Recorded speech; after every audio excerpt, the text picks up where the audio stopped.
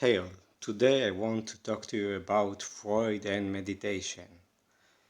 Is there any connection between Freud and meditation? Freud started his early career as a researcher on the Western world. Meditation is coming from the Eastern world, a legacy of thousands of years. Could there be anything connecting these two seemingly unrelated disciplines, one coming from a deep analytical researcher and another coming from the annihilation of all thought? Let's ponder about this. First, let's review a few concepts that Freud presented.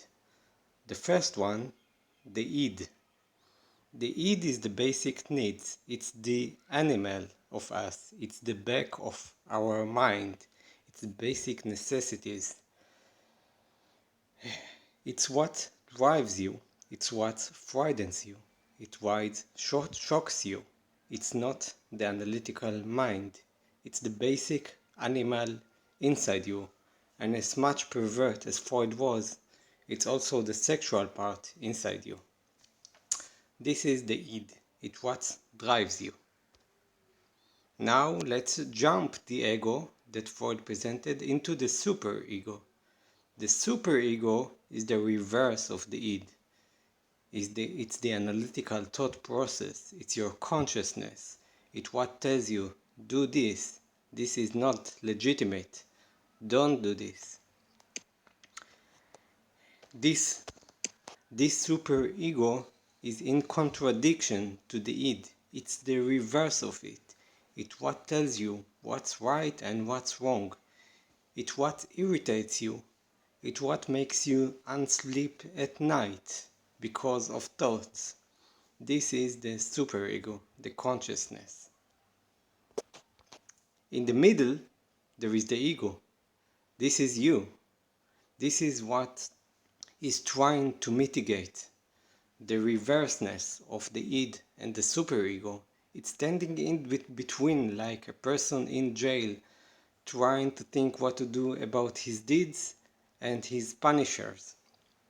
It's trying to make a path to move forward, but there is always the superego screaming at him that he is doing the wrong things, and there is always the id also screaming at him, telling him to do these ungood things or excellent things or whatever they are, those extreme things. So we know there is the id, there is the superego, and there is the ego.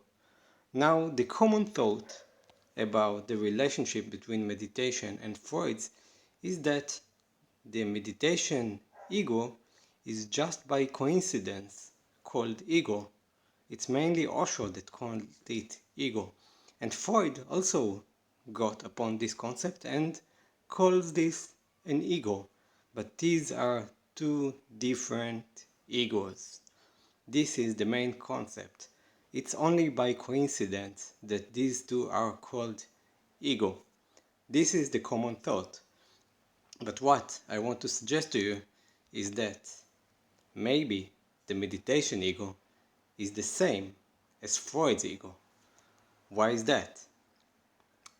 This is because the meditation ego tells you you should not really think, you should just be conscious, you should just be here at the moment, you should just flow with the now. The main concept is that you should flow with the now, not taking into account your highly derivations for making a good things, or not taking into account what you were taught. Just be here and now. The reverse of thought, the annihilation of the mind. So it's trying to ignore the superego.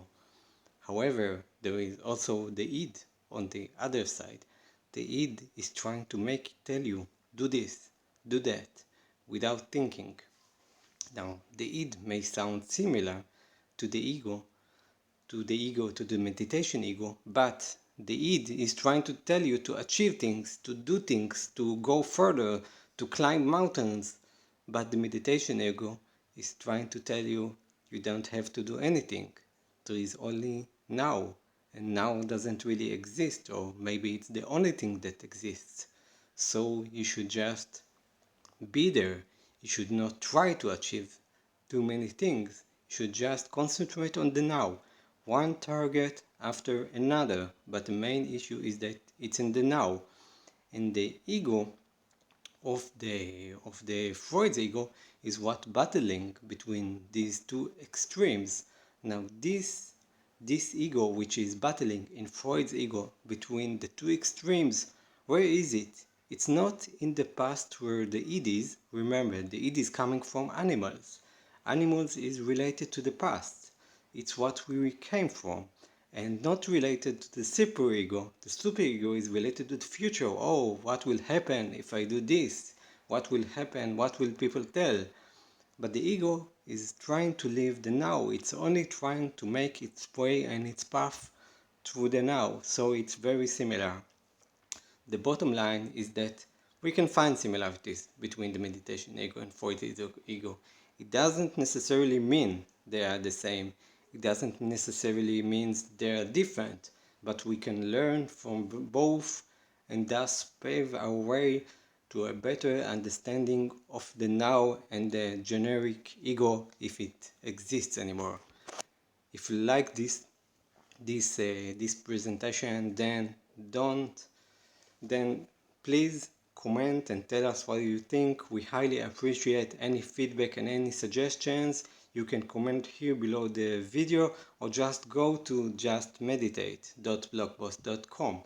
Thank you for listening, and I'll be happy to know what you think, and please send me your suggestions for future thoughts.